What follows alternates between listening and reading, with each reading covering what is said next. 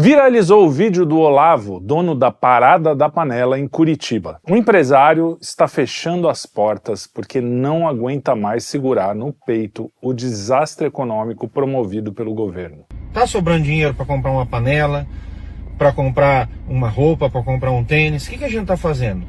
A gente está empobrecendo, o Brasil está empobrecendo. O Brasil está empobrecendo. Mas a Parada da Panela não é um caso isolado.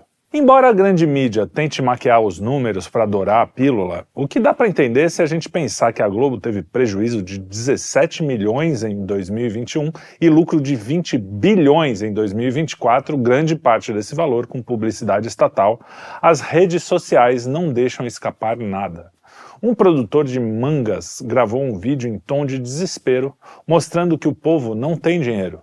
Ele não conseguiu vender a sua produção e resolveu doar. Ainda assim, lamentava no vídeo que ninguém tinha dinheiro sequer para colocar R$50 de gasolina para buscar as frutas.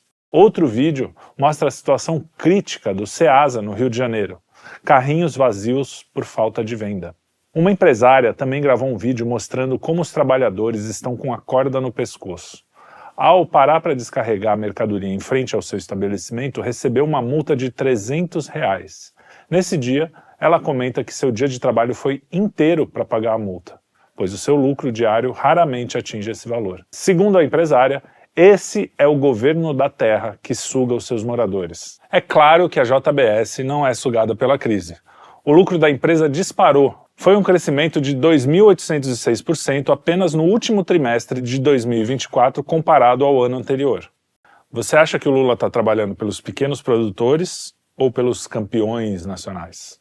A inflação parece ter voltado com força no país. Um ovo de Páscoa que custava R$ 29,90 em 2010, hoje custa R$ 128,90. Recentemente vimos a disparada do preço do café, do ovo, do arroz, do feijão, do pão, do leite, de praticamente todos os produtos que o brasileiro consome no seu dia a dia.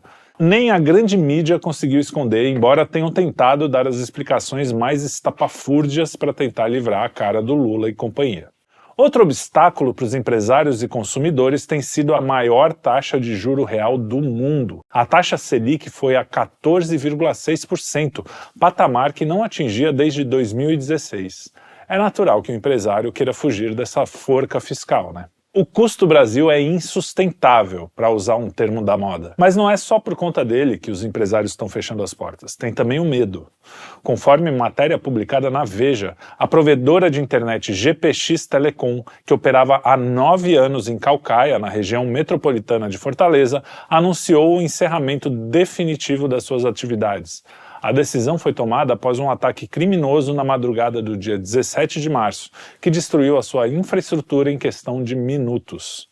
O caso se soma a uma onda de ataques contra provedores no Ceará desde fevereiro, atribuídos à facção Comando Vermelho, que exige pagamentos das empresas para permitir a continuidade dos serviços. Ah, sim, o crime organizado. Esse tá se dando bem. Não foi à toa que comemoraram a vitória de Lula na última eleição, né? Olha a manchete.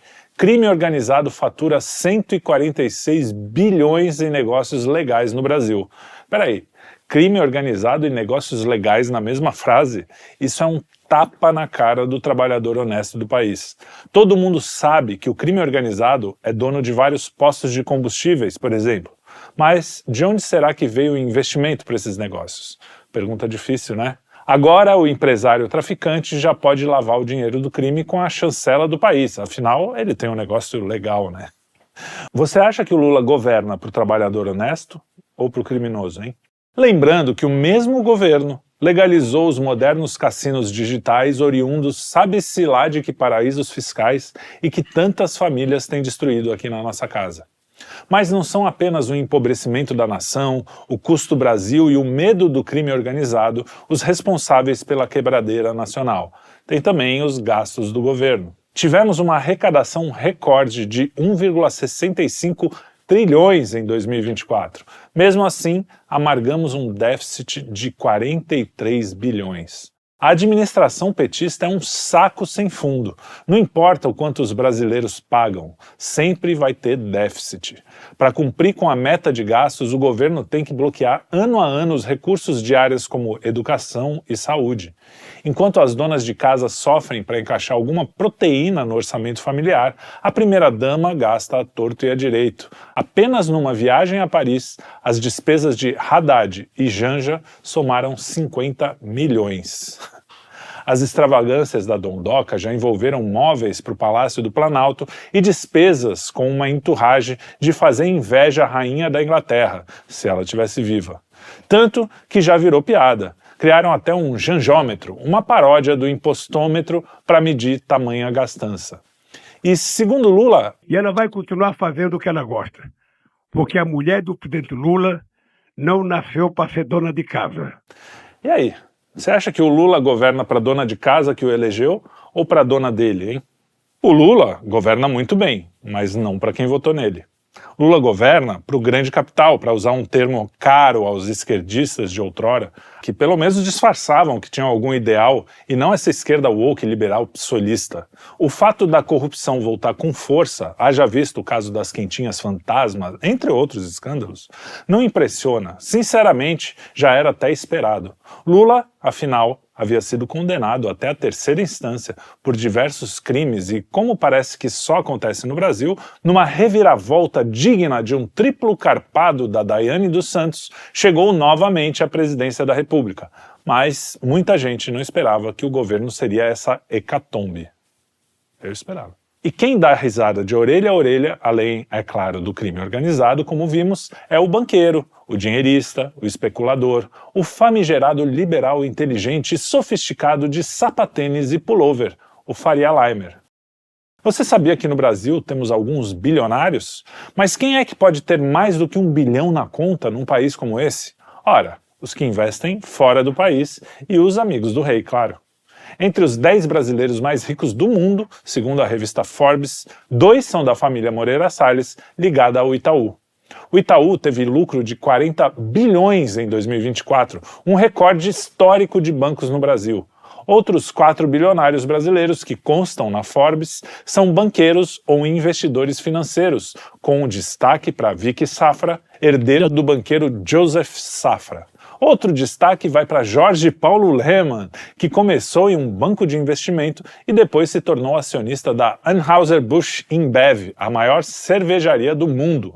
Aqui no Brasil é dono da Ambev, que domina o mercado de cerveja e é famosa por judiar dos seus fornecedores, por exemplo, estimulando prazos de 120 dias para pagamento.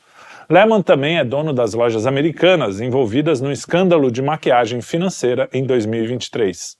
Sabendo disso, você acha que o Lula governa para o povo ou para Faria Lima, hein? Olha, eu sei que muita gente votou de nariz tapado, mais por não gostar do Bolsonaro do que por gostar do Lula. Mas é impossível não comparar os governos. Bolsonaro, apesar dos erros, que não foram poucos, como é comum acontecer num país complexo como o Brasil, enfrentou uma pandemia e deixou o país de pé. Já o Lula não está nem aí para os brasileiros. Aqui não tem espaço para quem quer produzir, gerar emprego e sustentar a família. Seguimos a cartilha dos bilionários do Fórum Econômico Mundial. O Brasil de Lula é a terra do "tá caro? Não compra". Você não compra, não compra. É o paraíso dos especuladores, é a fazenda dos países europeus. Nós estamos pagando com o suor do nosso rosto as regalias dos bilionários que controlam a economia mundial. Mas a boa notícia é que a história não acaba aqui. Cada vez mais brasileiros percebem que a guerra não é mais direita contra esquerda, mas a elite contra o povo. Entendendo isso, fica muito mais fácil perceber o que há por trás dos movimentos políticos mais estranhos, como a dobradinha Lula e Alckmin, por exemplo. Agora, para fechar, só uma curiosidade aqui. Você aí que fez o L, não desconfiou nem um pouquinho? Pô, Lula e Alckmin? Então tá, né?